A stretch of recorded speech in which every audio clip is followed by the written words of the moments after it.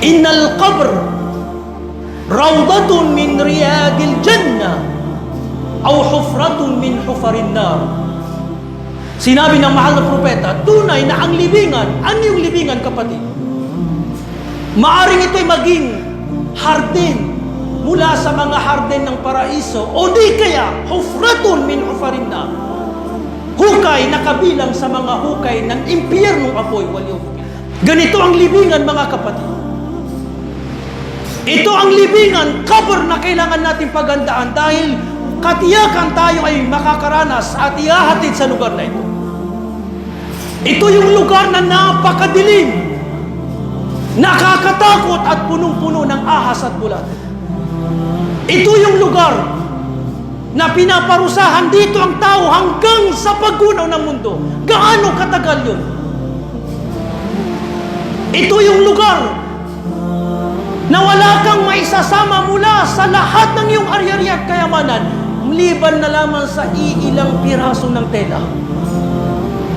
Dito sa mundo, marami kang nakikitang tao, subalit sa iyong kabila, sa iyong libingan ay mag-isa ka lamang at napakadilim.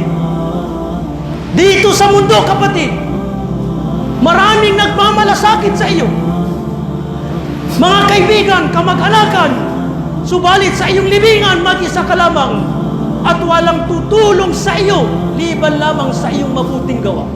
ما علينا إلا البلاغ المبين. Mga kapatid, mga magulang, sa pananampalatayang Islam, si Allah subhanahu wa ta'ala ay nagwika sa banal na Quran bilang paalala, upang tayo kanyang paalalahanan hinggil sa realidad ng buhay dito sa mundong ibabaw.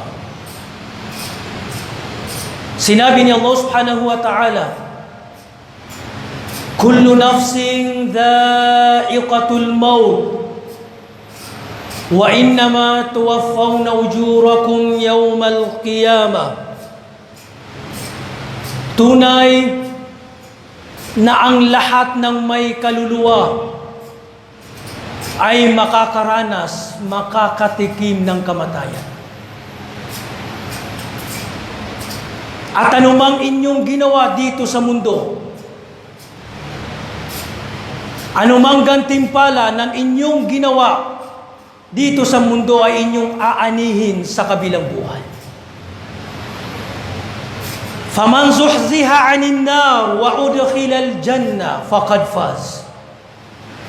Sino mang maligtas, malayo mula sa impyernong apoy, wa udkhila al-jannah, at siya ay makapasok sa paraiso, faqad faz.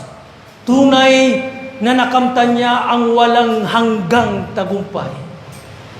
Pagkaraan nito, pinaalalahanan tayo ni Allah, wa mal hayatud dunya illa mata'ul ghurur. Tandaan na ang buhay dito sa mundo, ay tanging pagsasaya na pansamantala at mapanlinlang na buhay. Katiyakan, mga kapatid, na itinakda ni Allah subhanahu wa ta'ala ang kamatayan sa bawat isa sa atin. At walang sino man ang makakaligtas mula rito. Walang sino man sa atin ang kayang takasan ang kamatayan. Gamitin man natin ang lahat-lahat ng ating tinataglay, lahat ng ating kayang gawin, ang ating mga kayamanan, ari-arian, talino, maging ang makabagong teknolohiya ng gamutan, ay walang sino mang kayang takasan ang kamatayan. Dahil ito ay tinakda ni Allah subhanahu wa ta'ala sa bawat isa sa atin. Qul innal mauta alladhi tafirruna minhu fa innahu mulaqikum. Tunay na ang kamatayan, ika ni Allah, na pilit niyong tinatakbuhan, ay tunay na inyo itong nakakasalubong. Ang kamatayan, na pilit niyong kinamumuhian, walang pag-aalinlangan, ika ni Allah. Kahit ano pa ang inyong gawing upang iwasan ang kamatayan, pero hindi nyo magagawa dahil makakasalubong nyo si Malakul Maut upang hugutin ang inyong kaluluwa. Mga kapatid sa pananampalatayang Islam, tandaan natin, tunay at katiyakan na ang libingan ang siyang magiging hantungan ng bawat isa sa atin pagkaraan niya pumanaw. Mahirap man o mayaman, ay dadaan sa lugar na ito. Sa ayaw at sa gusto mo. Ikaw ay dadaan sa yugtong ito ng iyong buhay. Sa ayaw at sa gusto mo, ikaw ay babalutin ng puting tela at saka ihahatid sa libingan ng mag-isa lamang. Lahat tayo makakadaan sa lugar na ito, mahirap man o mayaman. Ito ang tinatawag na hayatul barzakh, ang buhay ng tao pagkaraan niya pumanaw hanggang sa paggunaw ng mundo. At alalahanin din natin, mga kapatid, na ang kabar na ito, ang iyong libingan, nasa dalawang kalagayan lamang ang nag-aantay sa iyo, kapatid. Isa sa dalawang kalagayan lamang ang nag-aantay sa iyo, sa iyong libingan. Paraiso o kaligayahan, o di kaya kaparusahan at kapighatian. At ito'y batay sa ating mga gawain. Innal qabr rawdatun min riyadil jannah aw hufratun min hufarin nar. Sinabi ng mahal na propeta, tunay na ang libingan, ang iyong libingan, kapatid, maaring ito'y maging hardin mula sa mga hardin ng paraiso, o di kaya hufratun min hufarin nar, hukay na kabilang sa mga hukay ng impyernong apoy, waliyadu billah. At kung magiging magaan ang iyong kalagayan sa iyong libingan, ay gayon din naman na mas magaan at ikaw ay makakaligtas, magiging matagumpay sa kabilang buhay. Subalit, kung hindi ka makaligtas mula sa mga kaparusahan sa libingan dahil sa iyong mga gawa, ay mas matinding kaparusahan ang nag-aantay sa iyo sa kabilang buhay. Innal qabr awwalu manzilin min manazilil akhirah. Tandaan, sabi ng mahal na propeta, na ang libingan ang siyang unang yugto ng buhay ng tao sa kabilang buhay pagkaraan niya pumanaw. Ang kanyang magiging kalagayan sa libingan, ang unang yugto ng kanyang buhay sa kabilang buhay. فَإِنْ نَجَى مِنْهُ فَمَا بَعْدَهُ أَيْسَرَ مِنْهُ. Kapag siya'y nakaligtas sa mga ligalig at kaparusahan, pagsusulit sa libingan ay mas magiging magaan na para sa kanya ang kanyang magiging kalagayan sa kabilang buhay. Subalit kung siya ay parusahan sa kanyang libingan hanggang sa paggunaw ng mundo, ay mas matinding kaparusahan pa ang nag-aantay sa kanya na kanyang daranasin pagdating niya sa kabilang buhay. وَمَنْ أَعْرَضَ عَنْ ذِكْرِي فَإِنَّ لَهُ مَعِيشَةً ضَنْكًا وَنَحْشُرُهُ يَوْمَ الْقِيَامَةِ أَعْمَى قَالَ رَبِّ لِمَ حَشَرْتَنِي أَعْمَى وَقَدْ كُنْتُ بَصِيرًا قَالَ كَذَلِكَ أَتَتْكَ آيَاتُنَا فَنَسِيتَهَا وَكَذَلِكَ الْيَوْمَ تُنْسَى. Sinumang ika ni Allah Sinumang talikuran niya, pabayaan niya ang aking mga kautusan, ang aking mga paalala, ang kanyang responsibilidad niya sa akin, ay bubuhayin namin siya. Pagkakalooban namin siya ng masalimot at masaklap na buhay pagdating niya sa kanyang libingan. Wa nahsyuruhu yawmal qiyamati a'ma. At siya ay bubuhayin namin sa kabilang buhay na siya ay bulag. Kanyang sasabihin, "Qala Rabbi lima hasyartani a'ma wa qad kuntu basira." O aking Panginoon, bakit niyo ako binuhay na bulag samantalang ako ay nakakakita nung ako ay nabubuhay sa mundo? Qala kadhalika atatska ayatuna fanasitaha. Gayon din na dumating sa iyo ang aming mga kautusan, ang aming mga panawagan sa sala. Naririnig mo ang aming mga panawagan sa sala, subalit iyong nagbingi-bingihan ka, iyong pinabayaan, kinalimutan. Kadhalika al-yawma tunsa. Kaya ngayon sa araw na ito, ikaw ay kakalimutan, pababayaan at itatapon sa impyernong apoy. Mga kapatid sa pananampalatayang Islam,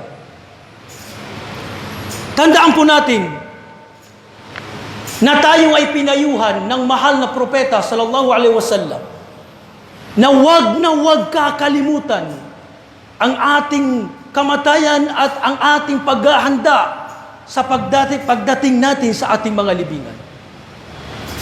At itinagubilin din sa atin ng mahal na propeta sallallahu alaihi wasallam na lagi tayong magpakupkup kay Allah subhanahu wa ta'ala mula sa kaparusahan sa libingan, dahil tunay na ito ay makatotohanan na mayroong kaparusahan sa libingan na nag-aantay sa taong nararapat sa kanya ang parusa ni Allah subhanahu wa ta'ala. Mayroong isang tagpo, habang kasama ng mahal na propeta sallallahu alaihi wasallam ang kanyang mga sahaba, dumaan sila sa mga libingan, mga puntod. Dumaan siya sa dalawang libingan. Innahuma la yu'adzaban. Tunay na itong nakalibing sa dalawang libingan na ito ay pinaparusahan sa ngayon.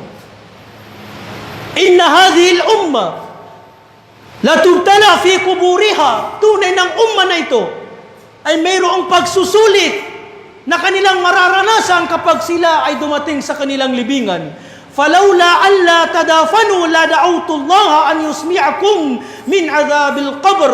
Kung hindi lamang, kung nagkataon lamang na hindi kayo ililibing, ay hihingiin ko na kay Allah subhanahu wa ta'ala na iparinig sa inyo ang mga kaparusahang nangyayari sa libingan, nang sa ganon ay kayo ay mapukaw, nang sa gayon ay kayo ay maniwala na tunay na may kaparusahan sa libingan. Thumma aqbala alayna biwajhihi. Pagkaraan ay humarap sa amin ang mahal na propeta sallallahu alaihi wasallam at kanyang sinabi sa amin, "Fata'awwadhu billahi min adhabil qabr." At 3 beses niya ito inulit-ulit. Kayo ay magpakupkup kay Allah subhanahu wa ta'ala mula sa kaparusahan sa libingan. Humiling kayo, parati kayong humiling kay Allah subhanahu wa ta'ala na naway iligtas kayo mula sa kaparusahan sa libingan. Naiulat at naisalaysay na ang lupa ay tinatawag niya ang anak ni Adan ng 5 beses sa isang araw. Sinasabi ng lupa, "Ya ibna Adam," o angkan ni Adan, "Ikaw ngayon ay naglalakad sa aking ibabaw. Ngunit sa bandang huli, sa akin ang iyong hantungan." O anak ni Adan, ikaw ngayon ay nagpapakasarap sa iba't ibang uri ng pagkain sa aking ibabaw. Darating ang oras na kapag andito ka na sa akin, ang mga ahas at bulati naman ang kakain sa iyo. O anak ni Adan, ikaw ngayon ay tumatawa, ngunit ikaw ay iiyak kapag andito ka na sa akin. O anak ni Adan, ikaw ngayon ay labis na maligaya, labis na nagsasaya, ngunit ikaw ay labis, lubos na iiyak kapag andito ka na sa akin. O anak ni Adan, Ikaw ngayon ay gumagawa ng iba't ibang uri ng kasalanan at hindi ka nagbabalik loob. Ngunit iyong matitikman ang iba't ibang uri ng kaparusahan. Ang kaparusahan sa iyong mga kasalanan kapag andito ka na sa akin. Ganito ang libingan, mga kapatid. Ito ang libingan, cover na kailangan natin pagandaan dahil katiyakan tayo ay makakaranas at ihahatid sa lugar na ito. Ito yung lugar na napakadilim, nakakatakot at punong-puno ng ahas at bulate. Ito yung lugar na pinaparusahan dito ang tao hanggang sa paggunaw ng mundo. Gaano katagal yun? Ito yung lugar na wala kang maisasama mula sa lahat ng iyong ari-ari at kayamanan, maliban na lamang sa iilang piraso ng tela. Dito sa mundo, marami kang nakikitang tao, subalit sa iyong libingan ay mag-isa ka lamang at napakadilim. Dito sa mundo, kapatid, maraming nagmamalasakit sa iyo. Mga kaibigan, kamag-anakan, subalit sa iyong libingan, mag-isa ka lamang at walang tutulong sa iyo, liban lamang sa iyong mabuting gawa. Kaya anong inihanda natin sa ating kamatayan, sa ating libingan? Kayamanan, posisyon, karangyaan, kasikatan, lahat ng ito ay iiwanan ka kapag nagkahiwalay na ang iyong katawan at ang iyong kaluluwa. Bagkus pag-aagawan to ng ibang tao. At wala kang makakasama sa iyong libingan, liban sa iyong mabuting gawa. Ang tanging kaakibat at tutulong sa iyo pagdating mo sa iyong libingan, higit lalo sa kabilang buhay, ay anumang mabuting gawa na iyong nagawa nang nabubuhay ka dito sa mundo. Barakallahu li wa lakum fil Qur'anil Karim wa nafa'ani bima fihi min al-ayati wa dhikril hakim. Aqulu ma tasma'un wa astaghfirullaha li wa lakum wa lisa'iril muslimina min kulli dhanbin fastaghfiruhu innahu huwal ghafurur rahim. Alhamdulillahi rabbil alamin.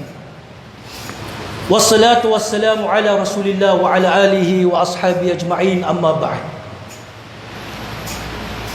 Mga kapatid sa pananampalatayang Islam, mga minamahal kong magulang, mga kaibigan, mga kapatid sa pananampalatayang Islam. Minsan, ating napapag-isip at ating naitatanong kung bakit parati sa ating ipinapaalala ng ating mga ulama ang hinggil sa kamatayan, ang hinggil sa libingan. Anong dahilan kung bakit parati sa atin ipinapaalala ang kamatayan? Maging ang mahal na propeta sallallahu alaihi wasallam, akthiru dhikra hadimil ladhat. Paramihin nyo, ika ng mahal na propeta, ang pag-aalaala sa kamatayan dahil ito ang ito ang nagpapawala sa labis na pagmamahal sa makamundong bagay na ito. Anong wisdom kung bakit parati sa atin ipinapaalala ang kamatayan? Ating pagnilay-nilayan ang ilan sa mga kasagutan, mga kapatid. Lagi sa iyo ipinapaalala ang kamatayan upang iyong maunawaan na ang buhay dito sa mundo ay pansamantala lamang. At darating ang oras na ang lahat ng iyong minamahal na mga bagay, ari-arian, ay iiwanan mo ito. Lagi sa iyo ipinapaalala ang kamatayan upang paalalahanan ka hinggil sa tunay mong layunin at hangarin dito sa mundo.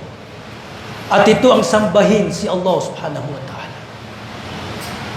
Lagi sa iyo ipinapaalala ang kamatayan upang ikaw ay makapagbalik loob kay Allah subhanahu wa ta'ala bago pa dumating ang kamatayan. Nang sa ganon na iyong madalisay ang iyong sarili mula sa mga kasalanang maaring hanggang ngayon ay pasan-pasan mo pa rin. Nang sa ganon na ikaw ay manunumbalik kay Allah. Manunumbalik kay Allah na dalisay mula sa kaparusahan at pananagutan. Lagi sa iyo ipinapaalala ang kamatayan, kapatid, upang magkaroon ka ng pagkakontento sa anong meron ka dito sa mundo. Bakit? Dahil nauunawaan mo. Kapag napagtanto mo na may darating ang oras na ikaw ay mamamatay, ay nagkakaroon ka ng pagkakontento sa anong meron ka. Bakit? Dahil nauunawaan mo na kahit gaano pa kalaki ang iyong kayamanan at ari-arian, wala kang madadala sa iyong libingan. Liban na lamang sa ilang pirasong tela. Panglima, lagi sa iyo pinapaalala ang kamatayan upang iyong mapaghandaan ang pagdating nito sa pamamagitan ng paggawa ng kabutihan at pag-iwas sa mga ipinagbawal. Dahil hindi natin alam kung kailan darating ang kamatayan. Kung hanggang ngayon na hindi mo pa nauunawaan ang realidad ng buhay dito sa mundo, wallahi al-azim, suriin mo ang iyong sarili, kapatid. Magbago ka dahil maaring kabilang ka sa mga taong nalunod at nalinlang ng buhay dito sa mundo.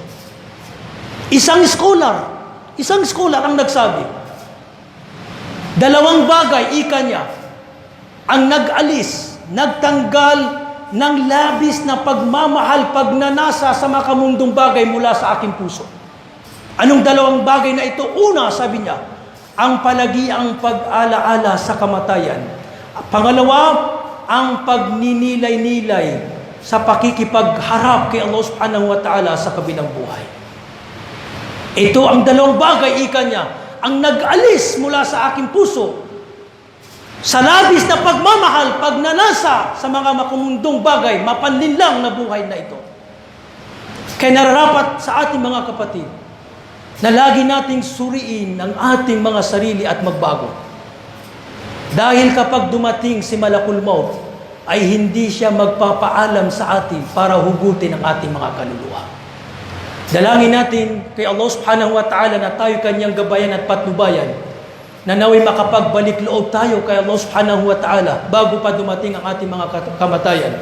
At hilingin natin din kay Allah subhanahu wa ta'ala na naway ipagkaloob niya sa atin ng husnal khatima, magandang pagtatapos ng ating buhay, na kung saan ang pinakahuling masasabi natin sa mga huling sandali ng ating buhay, ang la ilaha illallah.